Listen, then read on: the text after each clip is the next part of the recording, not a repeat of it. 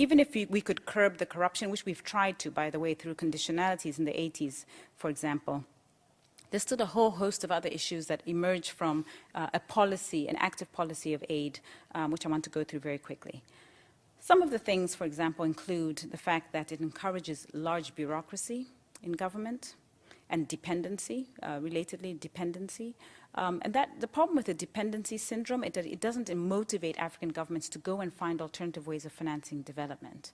There's so much ossification, and I'm sure anyone who's lived in Africa or is from Africa will know that it's an absolute nightmare to even get basic services, to get the economies going. Starting a business, which I'll come to later, is an absolute nightmare. But also in terms of the bureaucracies, it's still the case that in many countries, as I said earlier, over 70–80% of the government expenditure is actually aid money. So the governments have not made the significant strides that they need to make to actually diversify their pot of money. I was in Zambia 10 days ago, went home, and had a meeting similar to this with a number of Zambians in the room, so the academics and business people. And there was a loud gasp in the room when an American from the USAID program, a funded program, stood up to say that in a country, our country, Zambia, where 1 in 3 Zambians is HIV positive in the cities, so it's one of the worst AIDS statistics, the American government was still spending, in terms of resources and providing infrastructure, was still over 92% of the provider of HIV drugs and services into this country.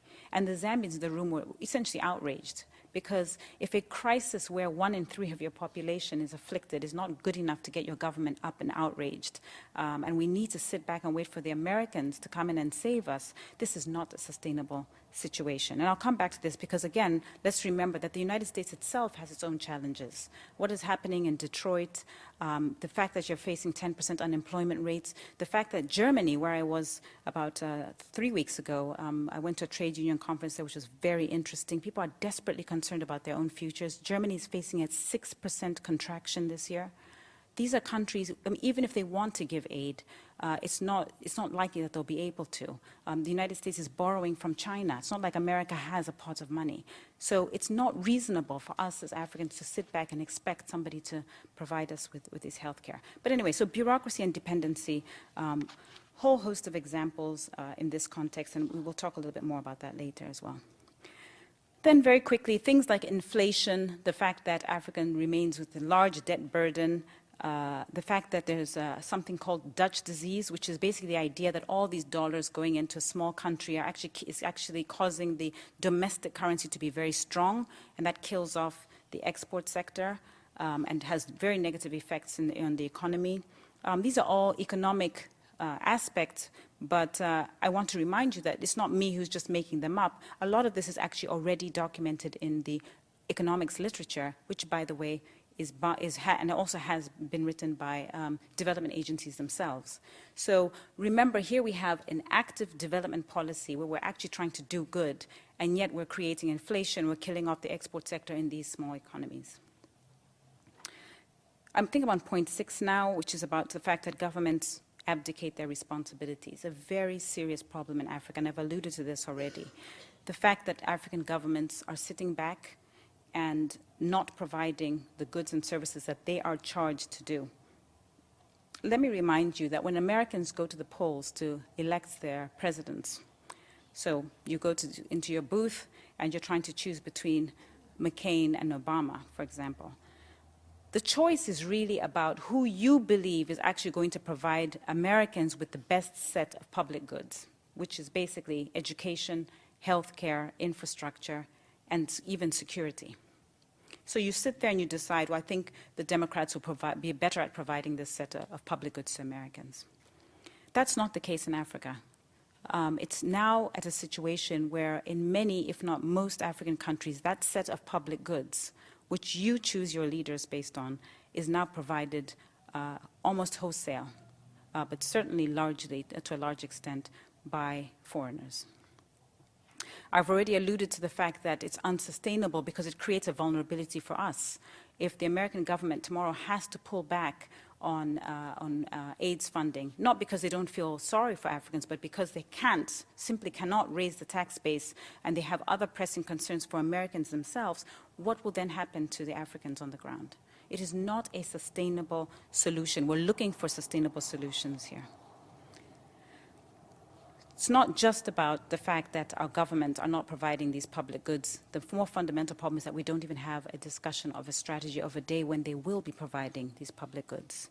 It is not reasonable, and it is not sustainable, and it's not something that as Africans we should sit back and say it's okay because Germany is going to give money to us or America is going to give money to us. And this is why I think the credit crisis is actually a wonderful opportunity for us to have this discussion about what are we going to do next and how are we going to do it. And what I would say is don't feel sorry for Africa. You know, the IMF forecasts for GDP growth this year are still at around 3% for the African continent. That's much better than, as I said, the contraction that Germany might be facing, or the fact that global growth could be about 0.5%. So there is a positive story coming out here. We need to foster that and figure out a way so that the next time we have a crisis, either a global recession, Africa has got some way of continuing to give the programs and the public goods that it needs to provide to its people. All of this is basically touching on the fact that the problem with the aid model is that African governments view aid flows as permanent income. They don't think there's ever going to be a time when it's going to end. And I think it's critically important to understand this because the times that aid programs have worked, such as the Marshall Plan or the Green Revolution in India, or the interventions in places like South Korea or Botswana even.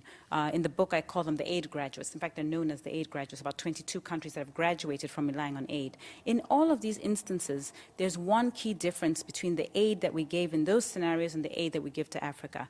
In the former case, the aid was short, sharp, and finite. So Marshall Plan, 5-year program, in what today would be about $100 billion.